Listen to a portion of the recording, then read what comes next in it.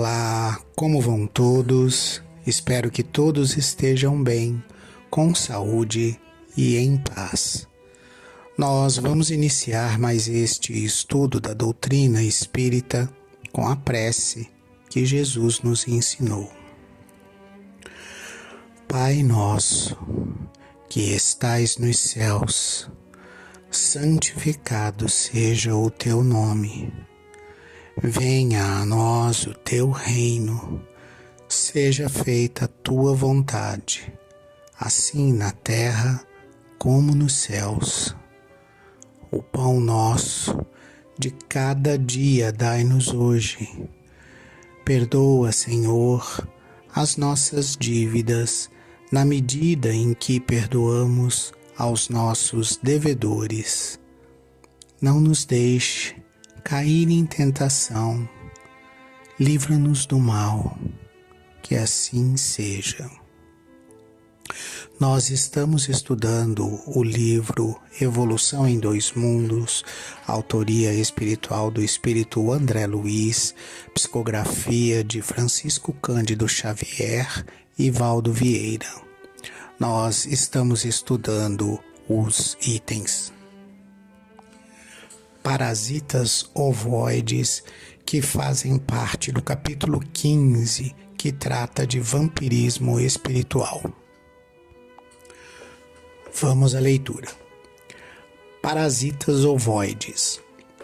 Inúmeros infelizes, obstinados na ideia de fazerem justiça pelas próprias mãos, ou confiados a vicioso apego, quando desafivelados do carro físico, envolvem sutilmente aqueles que se lhes fazem objeto da calculada atenção e auto-hipnotizados por imagens de afetividade ou de esforço, infinitamente repetidas por eles próprios, acabam em deplorável fixação monoideística, fora das noções de espaço e tempo, acusando, passo a passo, enormes transformações na morfologia do veículo espiritual, porquanto de órgãos psicossomáticos retraídos por falta de função, assemelham-se a ovoides vinculados às próprias vítimas que, de modo geral, lhes aceitam mecanicamente a influenciação à face dos pensamentos de remorso ou arrependimento tardio, ódio voraz ou egoísmo exigente que alimentam no próprio cérebro através de ondas mentais incessantes. Nessas condições, o obsessor ou parasita espiritual pode ser comparado, de certo modo, à saculina carcine, que, provida de órgãos perfeitamente diferenciados na fase de vida livre, enraiza-se depois nos tecidos do crustáceo hospedador, perdendo as características morfológicas primitivas para converter-se em massa celular parasitária. No tocante à criatura humana, o obsessor passa a viver no clima pessoal da vítima, em perfeita simbiose mórbida, observando-se-lhe as forças psíquicas, situação essa que, em muitos casos, se prolonga para além da morte física do hospedeiro, conforme a natureza e a extensão dos compromissos morais entre credor e devedor.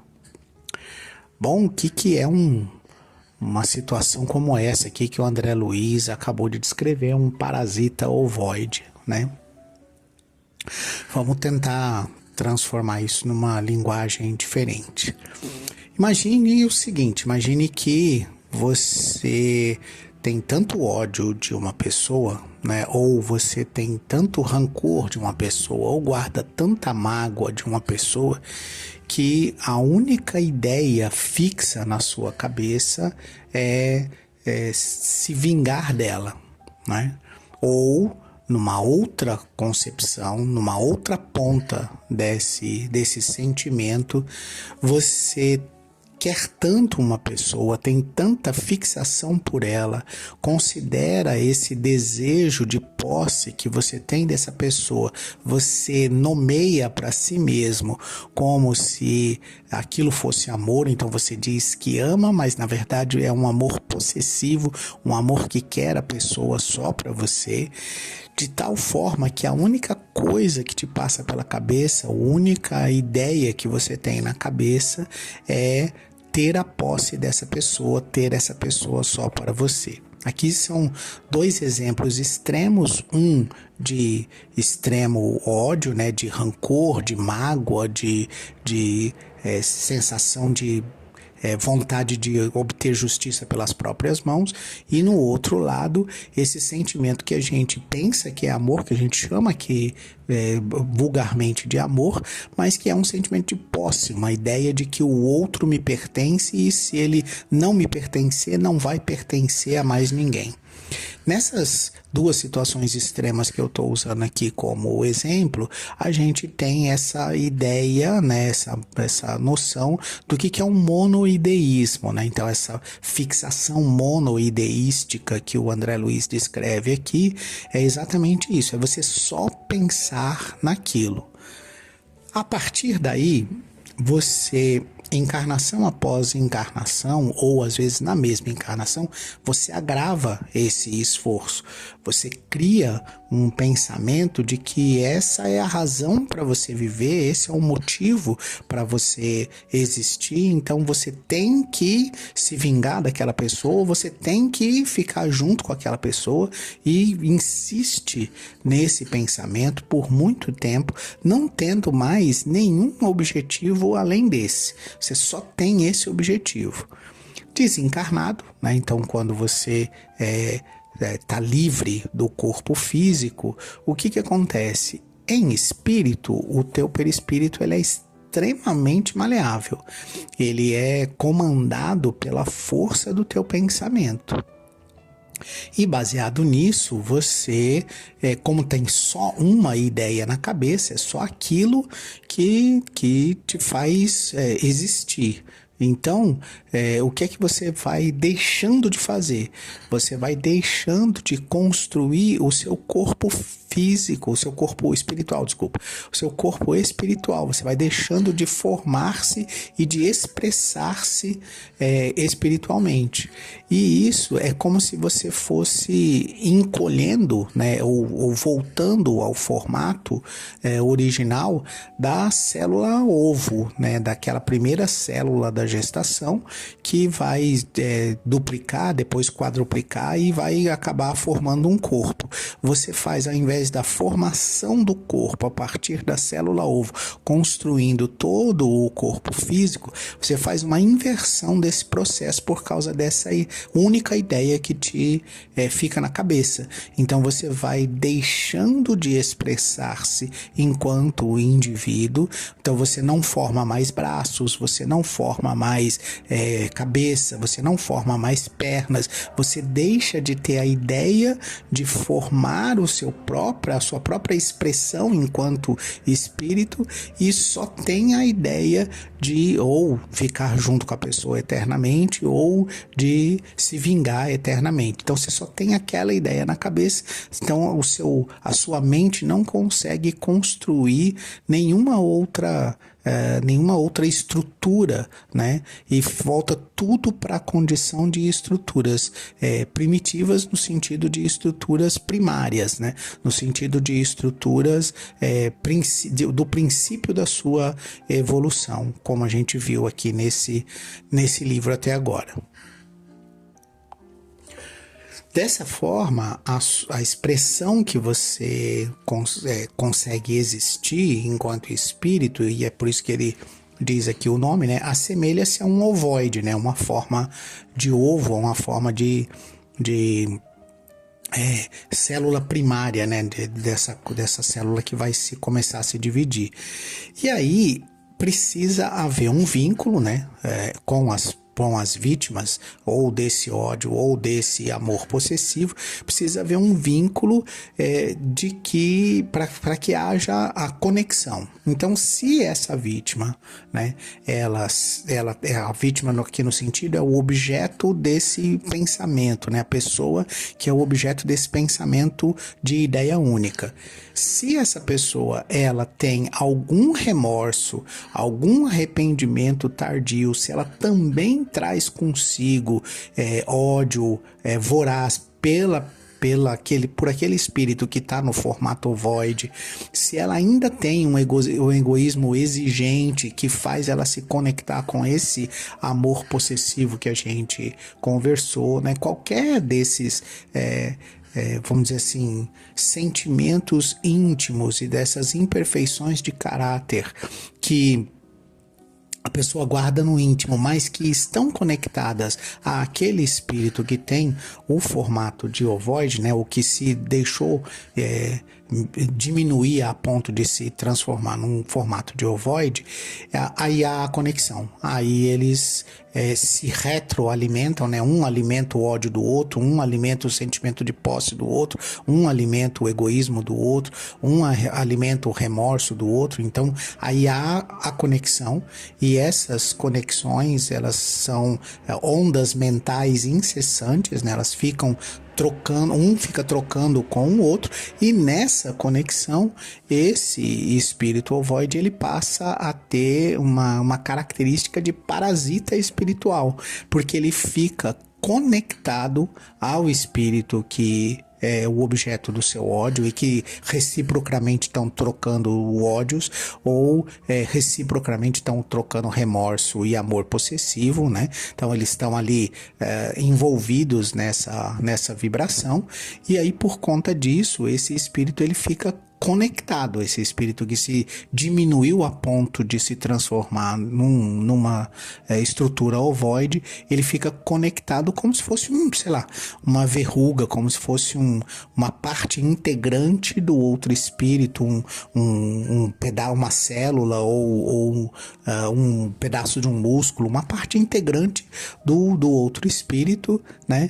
E aí, só que nesse processo, esse ovoide, ele fica, como o próprio nome diz, né, um parasita, ele fica absorvendo as forças psíquicas daquele que é o hospedeiro, que não está no formato de ovoide, mas que tem a conexão mental com esse espírito ovoide.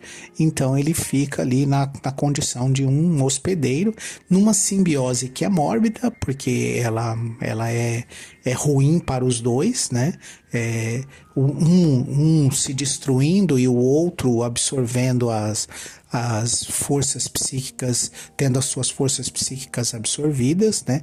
Essa situação, em muitos casos, ela se prolonga durante toda a encarnação, às vezes até além da morte física daquele que é o hospedeiro do ovoide, né? E conforme a natureza e a extensão dos compromissos e das dificuldades que esses dois espíritos criaram moralmente entre si, ela vai sendo amenizada com o tempo e com a orientação e acompanhamento da espiritualidade superior, até que essa situação se resolva, né? Mas essa situação, como todas as outras, ela passa, ela não é eterna, ela não continua eternamente nessa situação.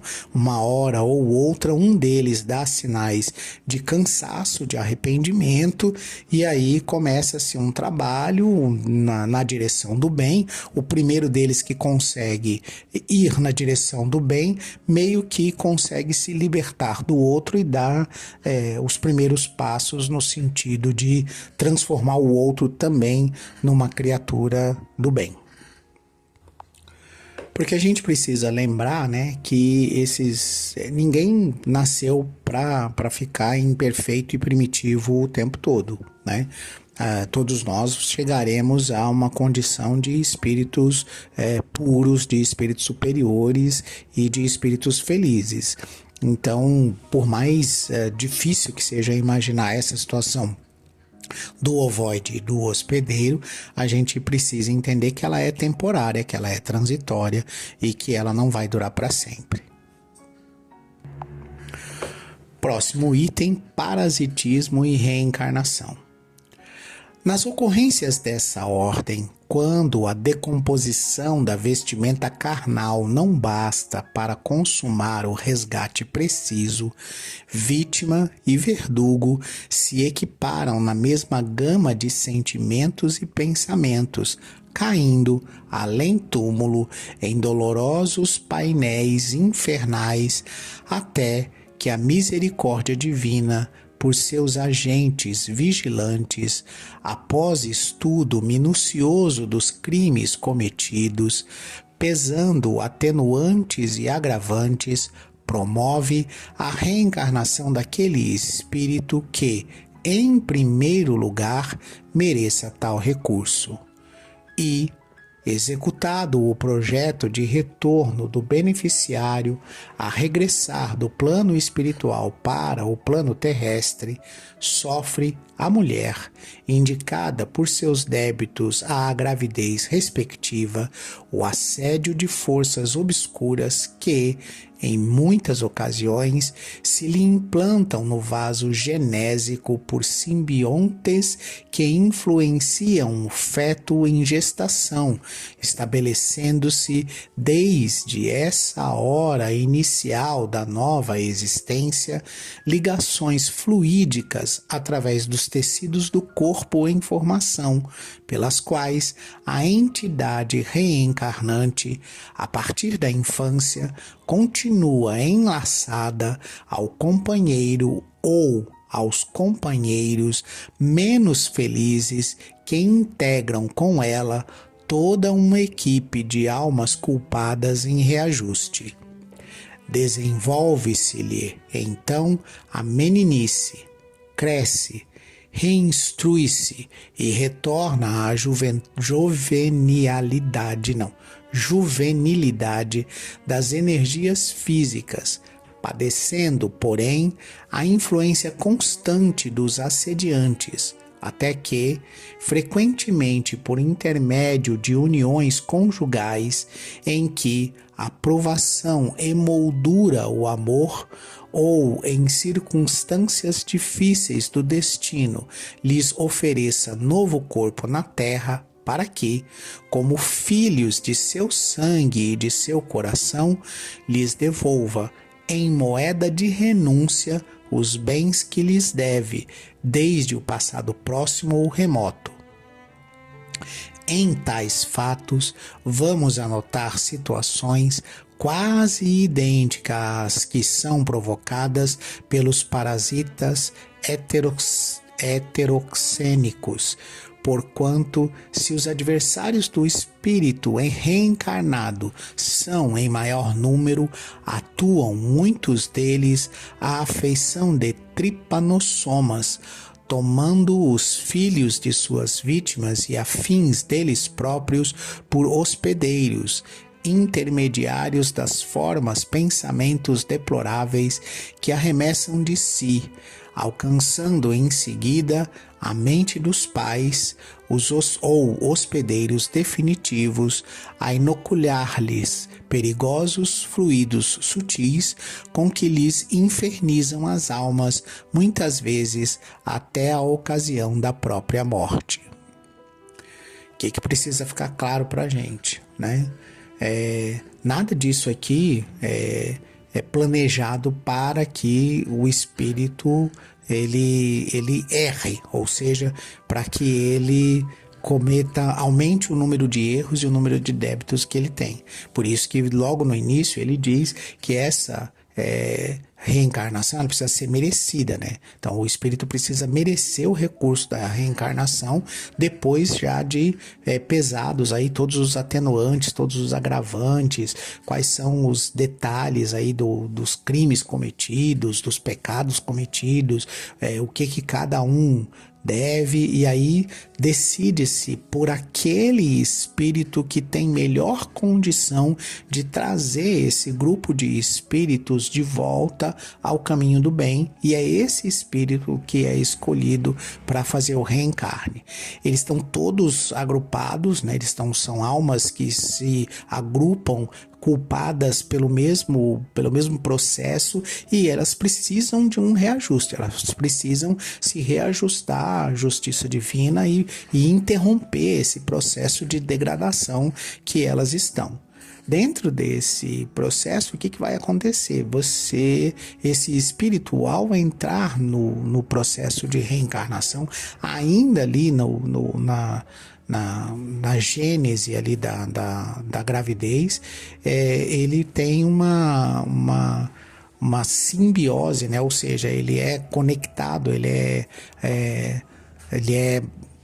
está em sintonia com esses espíritos que eram seus, que são, né, não que eram, mas que são seus adversários, que são seus obsessores, né? E a partir daí, o feto em gestação já recebe a influência desses espíritos. Mas isso tudo é planejado, e essa influência ela não é assim absoluta no sentido de que a reencarnação vai ser inútil. Não, ela é também, ali também há o amparo da espiritualidade superior, a proteção da espiritualidade superior, para que aquela reencarnação ela se desenvolva, ela progrida, ela dê oportunidade de refazimento e de reequilíbrio a toda essa situação difícil que foi provocada, né?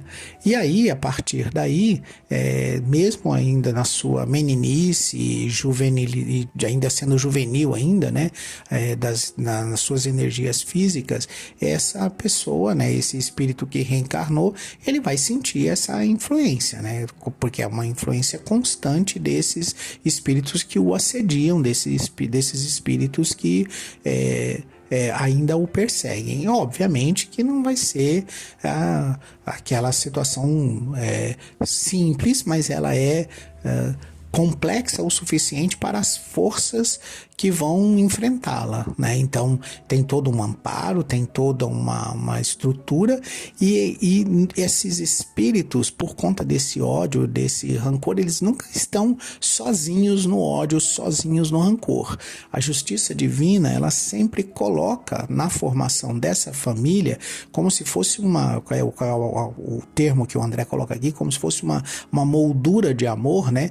Um espírito que seja um espírito que todos eles têm bons sentimentos em relação àquele espírito.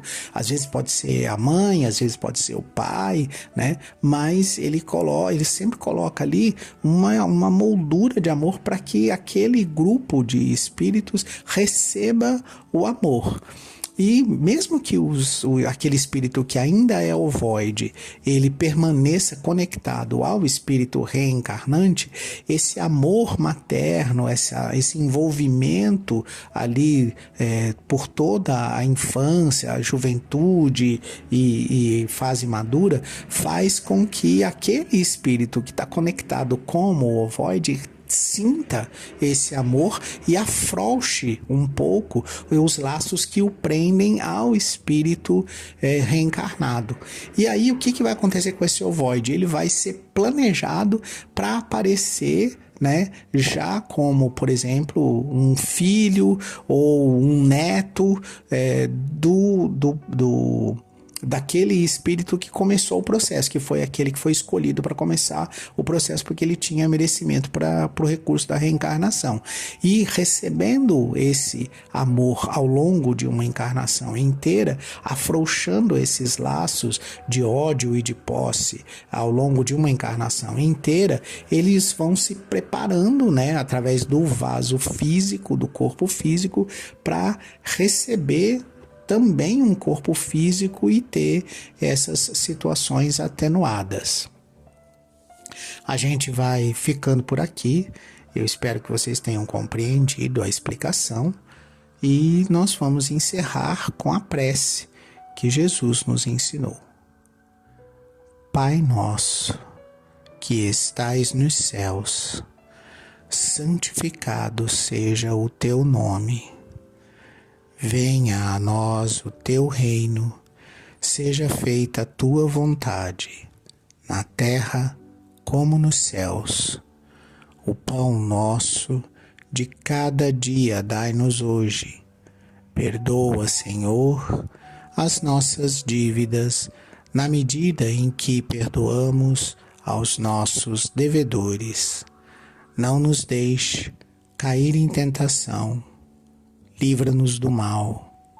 Que assim seja.